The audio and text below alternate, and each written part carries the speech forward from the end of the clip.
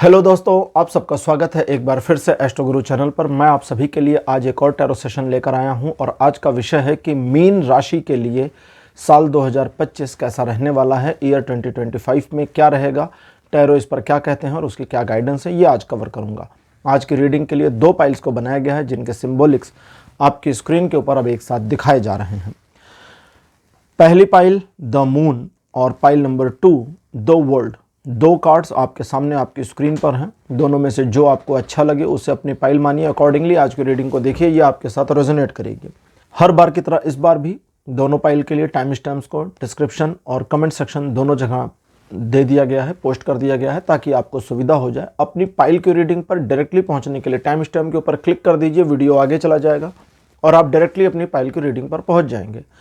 जो लोग आज मुझसे पहली बार जुड़े हैं उनका मैं एस्ट्रो गुरु चैनल पर बहुत बहुत स्वागत करता हूं। आप सभी इस चैनल को सब्सक्राइब जरूर करिए, बेल आइकन को भी प्रेस करिए, क्योंकि जब आप बेल आइकन प्रेस करते हैं तो नए वीडियोस की नोटिफिकेशन आपके फ़ोन पर आनी शुरू हो जाती है। और मेरे रेगुलर व्यूवर्स और सब्सक्राइबर्स, आप सभी के सहयोग और प्यार के लिए बहुत बहुत आभार। आगे बढ़ने से पहले आपको बता दूं कि मैं एक प्रोफेशनल एस्ट्रोलॉजर, एक प्रोफेशनल टैरो रीडर भी हूं। तो आपकी स्क्रीन पर यह नंबर जो आ रहा है, इसके ऊपर आप संपर्क कर सकते हैं अगर आपको अपने लिए एक पर्सनल टैरो रीडिंग सेशन चाहिए या अपनी कुंडली आप मुझे दिखाना चाहते हैं। यह व्हाट्सअप नंबर है, तो इस पर कॉल नहीं करना है, इस पर मैसेज करिए। मैसेज के थ्रू सारी इन्फॉर्मेशन मेरी टीम मेंबर आपको प्रोवाइड करेगी और आपकी हेल्प करेगी मेरे साथ आपके सेशन को बुक करने में। तो चलिए आज की रीडिंग को शुरू करते हैं और आपकी पाइल में मिलते हैं।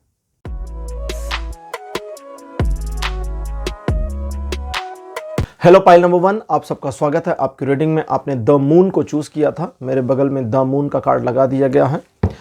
चलिए मीन राशि यानी पाइसेस, पाइल नंबर 1 आपके लिए देखते हैं कि ईयर 2025 कैसा रहने वाला है। कार्ड नंबर 1 आपके लिए है king of cups. Second position पर आपके लिए है स्ट्रेंथ।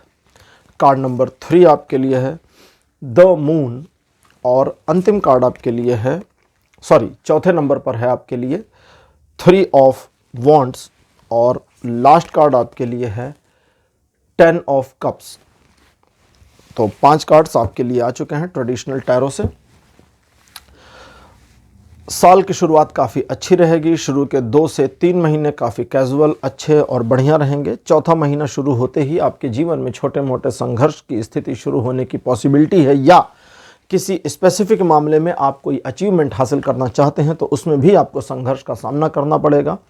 संघर्ष आपके मन को परेशान भी करेंगे, आपको मेहनत भी कराएंगे, लेकिन अगर आप पीछे नहीं हटे, संघर्ष में या चुनौती में लगे रहे, तो उस संघर्ष, उस चुनौती में जीतने की पूरी पॉसिबिलिटी बनी है।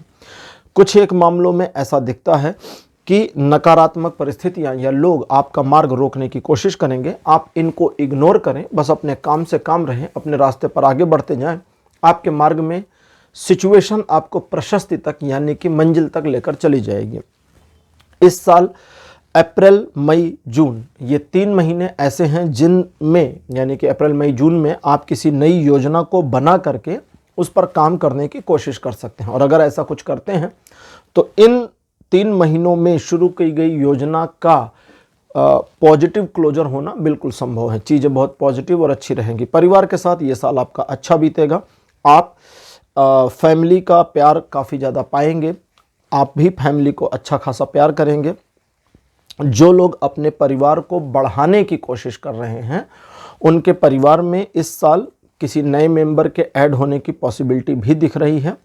ये ईयर ऐसा रहेगा जो आपको आपके सपनों को पूरा करने में मदद करेगा, लेकिन सवाल ये है कि क्या उन्हें पूरा करने के लिए आप शुरुआती चैलेंज लेने को तैयार हैं अथवा नहीं। अगर तैयार हैं तो ये साल आपको महीने दर महीने चीज़ों में इस तरह से इन्वॉल्व करता जाएगा कि सिचुएशन उसी दिशा में आगे बढ़ती चली जाएगी। ये साल ऐसा रहने वाला है जो आपको आपके टारगेट को अचीव करने में मदद करेगा। आज की ओरेकल डेक लेते हैं, जो है ओरेकल यौगिक पाथ, और देखते हैं कि आज की ओरेकल डेक क्या इंफॉर्मेशन देती है।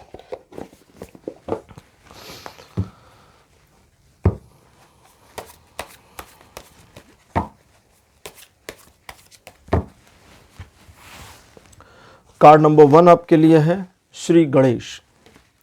सेकंड पोजीशन पर आपके लिए हैं माता दुर्गा। कार्ड नंबर 3 ध्यान।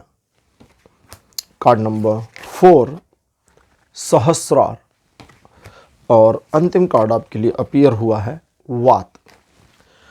अंतिम कार्ड वात कहता है कि आपको अपने आप से थोड़ा बचा कर रखना होगा, सावधान करना होगा, क्योंकि अगर आप अपने आप से उलझ गए और आपने स्वयं के ऊपर अविश्वास किसी भी वजह से कर लिया तो जो अपेक्षित टारगेट है वो पूरा नहीं हो पाएगा, इसको समझें। इसलिए जैसा कि पहले भी बताया कि साल की शुरुआत काफ़ी अच्छी होगी। श्री गणेश जी का कार्ड कहते हैं कि समझदारी इसमें है कि एक अच्छी शुरुआत को इस्तेमाल कर लिया जाए, क्योंकि इस अच्छी शुरुआत को अगर एक अच्छे अवसर में परिवर्तित नहीं किया गया तो फिर सारा किया धरा बेकार हो जाएगा। दैट मीन्स कि जो वो एक तरह से कहें तो ड्राइव कर रहे हैं आपके जीवन में साल की शुरुआत को ही बेहतर करने की, उसका कोई लाभ नहीं मिलेगा। तो आपको थोड़ा समझदारी से ड्राइव करना होगा, चीज़ों को अंडरस्टूड करना होगा और अपने आप को इस मोड में लाना होगा कि इस नई शुरुआत को आप इस्तेमाल कर पाएँ। इसके लिए आपको बस अपने आप में कॉन्फिडेंस बनाए रखने की ज़रूरत पड़ेगी, क्योंकि कॉन्फिडेंस ही आपको मदद करेगा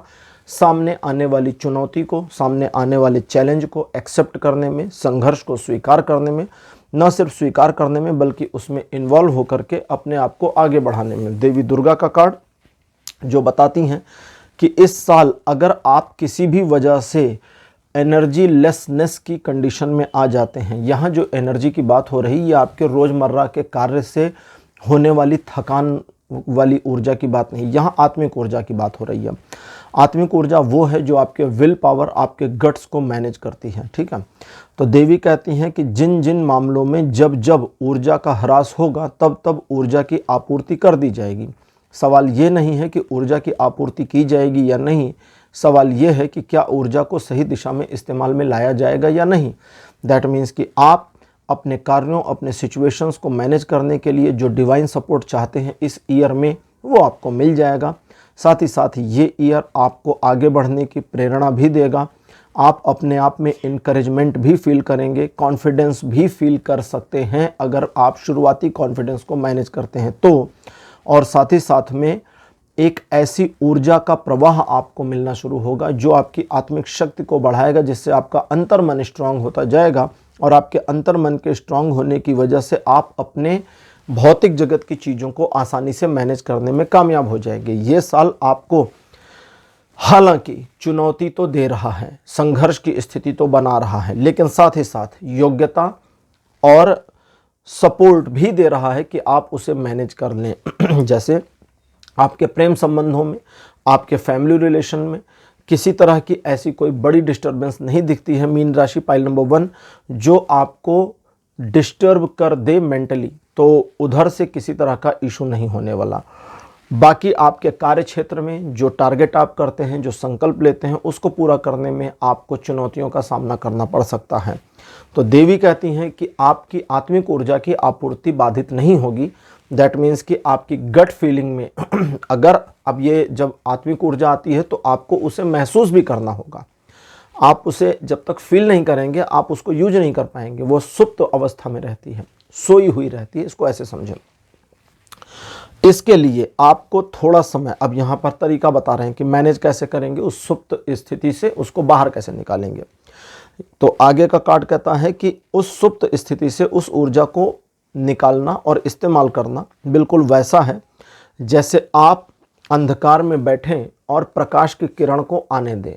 दैट मीन्स कि इसको और आसान भाषा में समझें कि रात का जब अंधेरा हटने वाला होता है और सूर्य की किरण निकलने वाली होती है तो अंधकार कुछ भी नहीं करता, अंधकार बस वहीं मौजूद होता है और सूर्य आ जाता है। आपको भी वही करना है। अपनी आत्मिक ऊर्जा को फील करने के लिए आपको थोड़ा सा स्थिर होना होगा, थोड़ा आपाधापी बंद करनी होगी। यानी कि जब आप एग्जॉस्ट फील करें, जब आप लैक ऑफ एनर्जी फील करें, अंदर का मोटिवेशन गिरा हुआ महसूस करें और मन करे कि अब मैं सब छोड़ छाड़ के भाग जाऊं, उस समय शांत बैठ जाइए, आंखें बंद कर लीजिए। जहां भी हैं वहां पर आप आराम से शांत बैठ जाएं या घर पे आकर के कर लें। शांत बैठें, आंखें बंद कर लें और सिर्फ ये महसूस करें कि क्या ईश्वर की ओर से मुझे सहयोग मिल रहा है। ये पूछना नहीं है, शिकायत भी नहीं करनी है, बस इसे महसूस करना है। अगर आप इसे महसूस कर ले जाते हैं तो आपकी फीलिंग्स आपकी आत्मिक ऊर्जा के केंद्र से कनेक्ट हो जाएंगी और आप समझ जाएंगे कि ईश्वर के द्वारा सहयोग पहले ही किया जा चुका है। उस सहयोग को आपको पहचानना है, खोजना है, प्राप्त नहीं करना है। मिला पहले से है, बस आप उसको जान नहीं रहे हैं। ये बिल्कुल वैसा है जैसे सपोज करें कि आपके कपड़े में एक ऐसी पॉकेट है जिसमें ढेर सारा पैसा है, बस आपको उस पॉकेट का अभी पता नहीं है। खोजिए, मिल जाएगा, आप ही के कपड़ों में है। तो ये आत्मिक ऊर्जा का भंडार आप में ही है, इसे अंदर खोजना होगा, ये आपको मिल जाएगा। अंदर नहीं खोजेंगे तो नहीं मिलेगा। और जब ये आपको मिल जाएगा तो आपकी जो अनुभूति होगी वो इस तरह की होगी कि हाँ, मैं अब सारी चीज़ों को मैनेज करने के लिए तैयार हूँ। हाँ, अब मेरे अंदर एक शक्ति है। हाँ, मैं अब अपने आप को काबिल समझ रहा या समझ रही हूँ कि मैं ये काम को कर सकता हूँ या कर सकती हूँ। यानी कि एक पॉजिटिव और यस वाली फीलिंग आपके दिमाग में आ जाएगी। हो सकता है कि आपको ऐसा भी लगे कि एक यस, एक हाँ अंदर से महसूस तो हो रही है, लेकिन उसे इस्तेमाल में कैसे लाना है मुझे नहीं पता, योजना क्या है मुझे नहीं पता, लेकिन एक हाँ आ गई है। वो हाँ का आना आपको आपके डिप्रेशन या एंजाइटी में जाने से अपने आप को आपको बचा लेगा। और न सिर्फ बचा लेगा बल्कि आप ये समझने में कामयाब हो जाएंगे कि आपको बस अपने आप को पॉजिटिवली मैनेज करने की ज़रूरत है, क्योंकि नेगेटिविटी तो कंटिन्यूअस मोड में है। आप बस पॉजिटिवली अगर अपने को मैनेज कर लेते हैं तो उस नेगेटिविटी के बावजूद आप मैनेज रहेंगे और चीज़ों को आसान तरीके से इस्तेमाल में ला करके जो चाहते हैं वो कर लेंगे। ओवरऑल कुल मिलाकर के समझें तो ये साल मीन राशि पाइल नंबर 1 आपके कार्यों में बाधा नहीं डालेगी। दूसरा, कुछ कार्य जो प्रॉब्लम वाले फील होंगे उसमें आप चैलेंज को एक्सेप्ट करें, संघर्ष करें, स्ट्रगल करें, सफलता आपको मिलेगी। और ये साल आपको एक नई योजना पर काम करने के लिए भी मोटिवेट कर देगा। और न सिर्फ योजना सफल होगी बल्कि इस तरह से सफल होगी जिसे आप सेलिब्रेट कर पाएं पॉजिटिवली अपने आप में या अपने लव्ड वंस के साथ में। तो इन चीज़ों का आप ध्यान रखें। और साल की जो शुरुआत है, जैसा कि श्री गणेश जी के कार्ड ने इन्फॉर्मेशन दी, उस शुरुआत को एक पुश की तरह से इस्तेमाल करें, उसमें पॉजिटिविटी ढूंढें और उस पॉजिटिविटी को डाउन ना होने दें। पाइल नंबर 1 आपकी रीडिंग यहीं कंप्लीट हो गई है। आज की रीडिंग आपको कैसी लगी, अपने एक्सपीरियंस, अपने अनुभव कमेंट सेक्शन में जरूर लिखिएगा। इस वीडियो को लाइक करिए, शेयर करिए और चैनल को सब्सक्राइब करना मत भूलिए। अगले वीडियो में आपसे फिर मिलूंगा। Bye bye.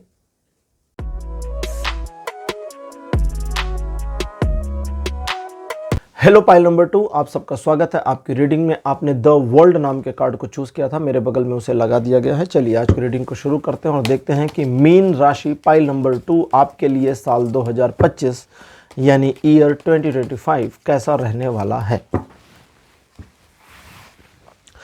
कार्ड नंबर 1 आपके लिए है S of wands. Second number पर आपके लिए है 10 of pentacles. The emperor card number 3, 5 of cups card number 4 और लास्ट कार्ड आपके लिए है 3 ऑफ सोर्ड्स।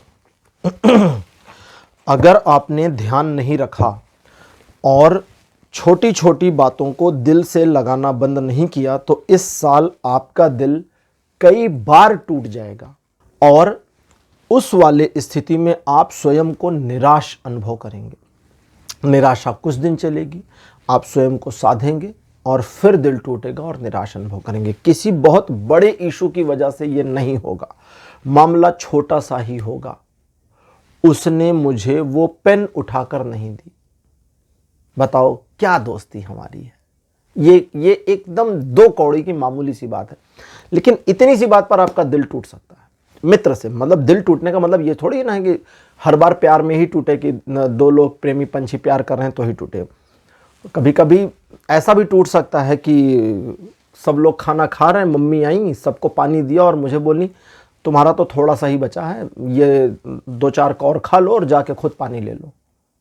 बताओ, सबको लाए 1 गिलास और ले आते, तो दिल टूट जाएगा ऐसे छोटी छोटी बातों पे। लेकिन अगर आपने स्वयं को इमोशनल नहीं होने दिया ज़्यादा, यानी कि आप अपने आप को इमोशनली थोड़ा सा मैनेज करें, स्ट्रांग बने, और वो स्ट्रांगनेस भी इस साल आपको मिल जाएगी। लेकिन प्रॉब्लम कहाँ है उसको समझें। सबसे पहले साल की शुरुआत बहुत अच्छी होगी आपके लिए। शुरू का पहला महीना यानी जनवरी सबसे बढ़िया रहने वाला है। किसी नए कार्य में इन्वॉल्व होने की पॉसिबिलिटी भी है।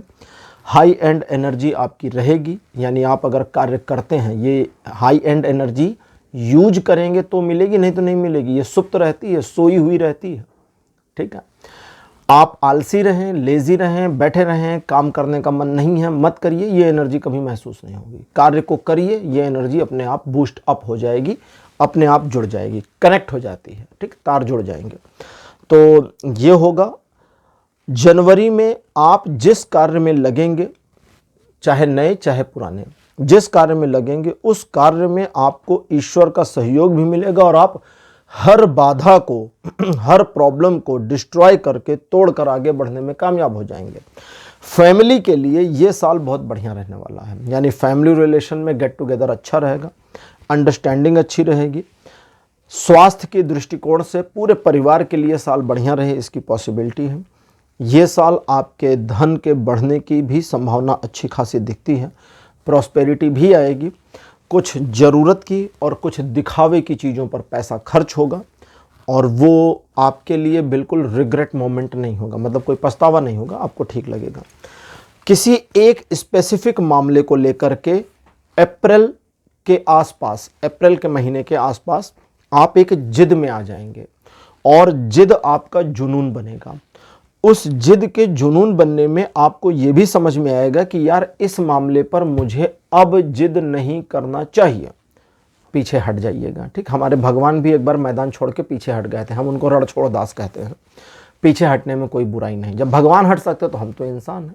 यही सोचिए, यही सोचना है और हट जाइएगा, क्योंकि अगर आप हट जाते हैं तो आप अपने आप को इमोशनली ड्राइव कर लेंगे, मैनेज कर लेंगे, और अगर नहीं हटते हैं तो वो जिद आपकी एक ऐसे सिचुएशन पर आपको लेकर जाएगी, आपको समझ में आ जाएगा कि यहाँ जिद नहीं करना चाहिए। ठीक है, और फिर भी करेंगे तो वो एक ऐसे सिचुएशन पे लेके जाएगी जहाँ आपका अपना ईगो डैमेज होगा, नुकसान होगा, आपकी इंसल्ट हो सकती है, आपकी खिल्ली उड़ाई जा सकती है, आपका मजाक उड़ सकता है, आपका झगड़ा हो सकता है अपने ही लोगों के साथ में बुरी तरह का। ठीक है, तो उन सारी और ये सारी चीज़ें आपको निगेटिव कर देंगी, माइंडसेट को निगेटिव कर देंगी। तो आप जब आप माइंडसेट में निगेटिव हो जाएंगे तो इमोशनली गलत ड्राइव करेंगे। जब इमोशनली अपने आप को सही से मैनेज नहीं करेंगे तो छोटी छोटी बातों पे आपका दिल टूटने का सिलसिला शुरू हो जाएगा। ठीक है, बहुत छोटे बच्चे होते हैं टॉडलर्स, टॉडलर मतलब वो बच्चे जो बोल भी नहीं पाते। कई बार उनकी मम्मियाँ उनके चेहरे पर कुछ लग जाए, कपड़े पे कुछ लग जाए, ऐसे ऐसे झाड़ देती हैं तो वो गुस्सा हो जाते हैं। कई बार अरे मेरे को मारा कैसे, कभी कभी देखा होगा आपने, छोटे बच्चे ऐसा करते हैं, उनको कोई मार नहीं रहा है लेकिन उनको गुस्सा हो गया। क्यों हो गया? उनको पता नहीं है कि ये यहाँ पर कुछ लग गया था, उसको झाड़ रही थी मम्मी। ठीक, लेकिन वो नाराज हो जाते हैं, रोने लगते हैं, एकदम से बिगड़ जाते हैं, फिर उनको पुचकारना पड़ता है। आप टॉडलर तो हैं नहीं, तो कहने का मतलब किसी भी छोटी सी बात पर नाराजगी हो सकती है। वो नाराजगी आपके काम की नहीं है, किसी अर्थ की नहीं है। वो नाराजगी आपके दिल में अपने ही लव्ड वंस, चाहे वो फैमिली मेंबर हो, चाहे आपके लाइफ पार्टनर हो, चाहे आपके भाई बहन हो, चाहे आपके मित्र हो, जिनसे आपका दिल का रिश्ता है, उनके प्रति आपके मन में नकारात्मक फीलिंग ले आएगा। और अगर ये थोड़ा थोड़ा थोड़ा थोड़ा करके बढ़ता जाए तो -1 मतलब निगेटिव निगेटिव निगेटिव निगेटिव बढ़ करके थोड़ा सा बड़ा और सघन हो जाएगा, और फिर वो निगेटिविटी आपके रिलेशन को डैमेज कर देगी। जैसे कई बार बहुत सारी बच्चियां होती हैं जिनको मतलब मोस्टली वो केसेस जहां पर 2-3 बहनें होती हैं, है ना, छोटी मतलब अनमैरिड, सिंगल वाली नहीं, जो 2-3 होती है, उनमें से एक बहन को लगता है कि मेरी मम्मी मुझसे बिल्कुल नफरत करती है और प्यार नहीं करती, और ये कई साल तक लगता रहता है। और जब उसकी शादी होती है तब उसको पता चलता है कि अरे दैया, मेरी मम्मी तो मुझसे बहुत प्यार करती है। वो शादी के बाद समझ में आता है, क्योंकि फिर उनकी शादी के बाद मम्मी का रोना धोना बंद ही नहीं हो रहा होता। ऐसा लगता है कि पता नहीं कौन चला गया घर से। पहले क्या लग रहा था, हम जिस दिन जाएंगे ये पूड़ी हलवा खाएंगी, है ना, एकदम लड्डू वड्डू बांटेंगे, अरे चलो बवाल कटा हमारे घर से। तो उनको बाद में समझ में आता है।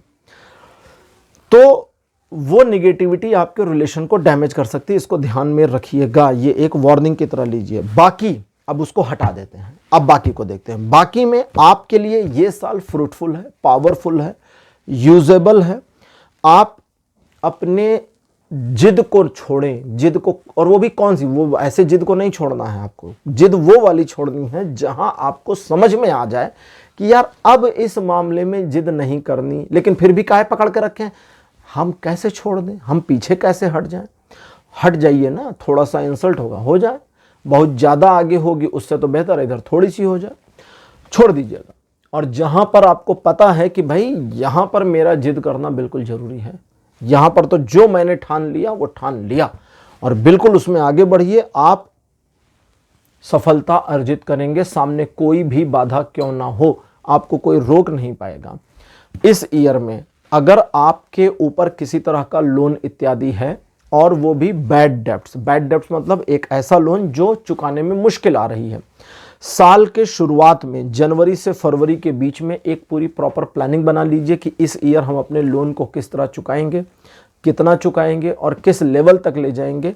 प्लानिंग के ऊपर ही काम करिए, परिस्थिति अप डाउन होती है, होने दीजिए, अगर मगर हो रहा है होने दीजिए, बस मुझे देखना है कि ये कैसे चुकता होगा, मेरे प्लान के ऊपर मुझे काम करना है। आपका प्लान चलता रहेगा, काम होता रहेगा, और वो आपके एक्सपेक्टेशन के अकॉर्डिंग मैनेज होता रहेगा, इसको ध्यान रखिएगा। आज की हम ओरेकल डेक लेते हैं, जो है ओरेकल यौगिक पात, और देखते हैं कि ओरेकल डेक आपके लिए क्या इंफॉर्मेशन एडिशनली दे रही है।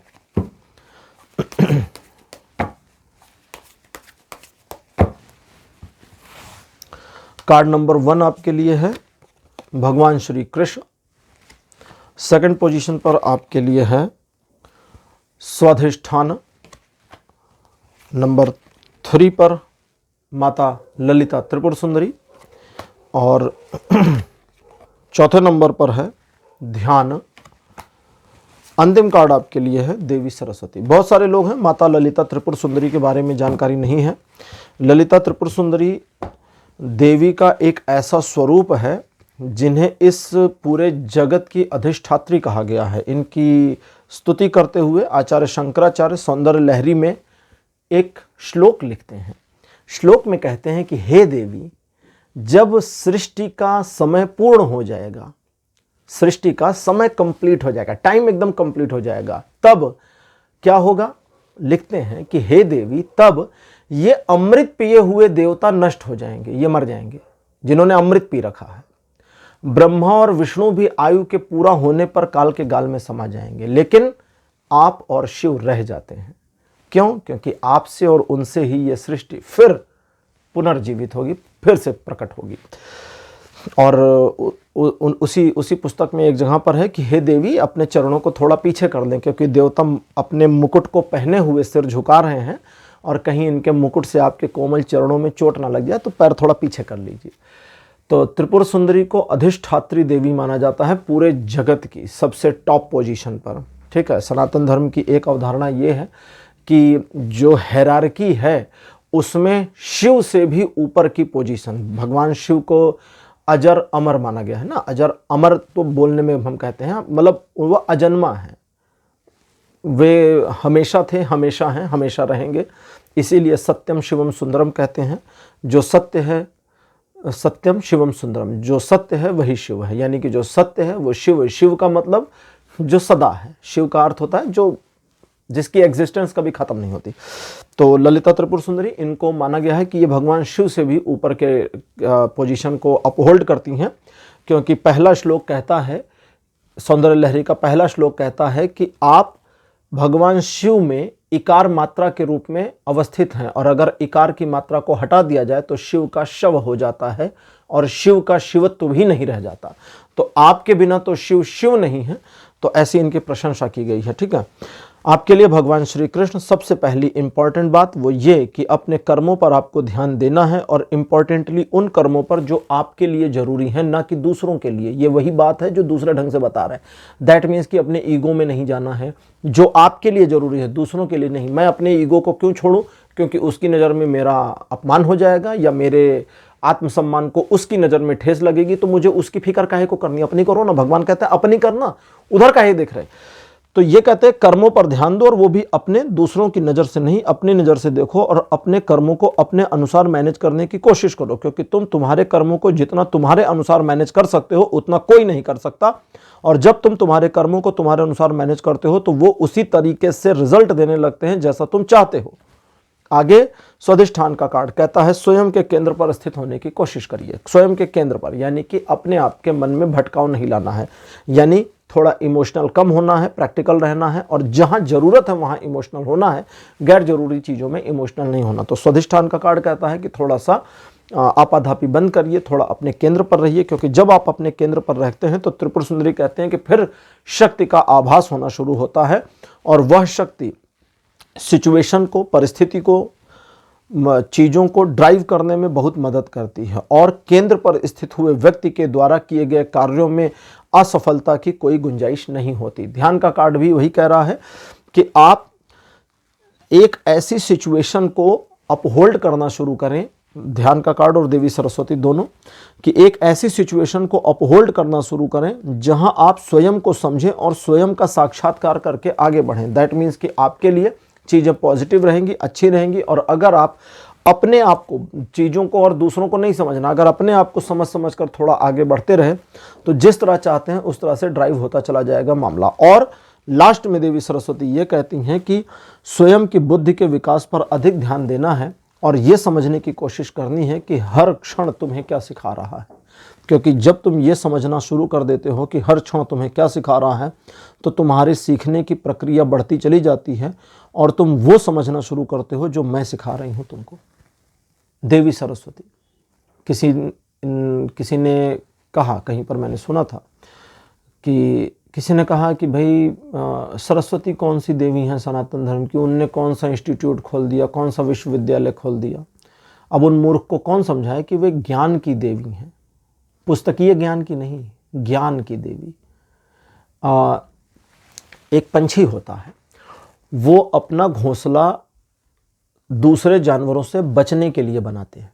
एक पंछी है, उसका नाम याद नहीं है, उनका घोंसला होता है जो दूसरे जानवरों से बचने के लिए, और उनके घोंसले में वो 2 कंपार्टमेंट, 2 कमरे बनाते हैं। एक कमरा होता है जो सामने से नजर आता है, यानी कि जैसे ही कोई सर्प या दूसरा पंछी शिकारी आ जाए देखे तो उसको वही कंपार्टमेंट दिखेगा और वो कंपार्टमेंट को वो खाली छोड़ देते हैं। उसके पीछे एक और कंपार्टमेंट होता है जो छिपा होता है, जिसमें जाने का रास्ता भी सकरा और छिपा हुआ होता है। चिड़िया सकरे रास्ते से छिप करके उसमें अंदर जाती है, उसमें अपने अंडे देती है, उसी में उसके बच्चे रहते हैं। बाहर से कोई भी आए, घोंसला खाली मिलेगा, चले जाएंगे। ये ज्ञान उसे कौन दे रहा है?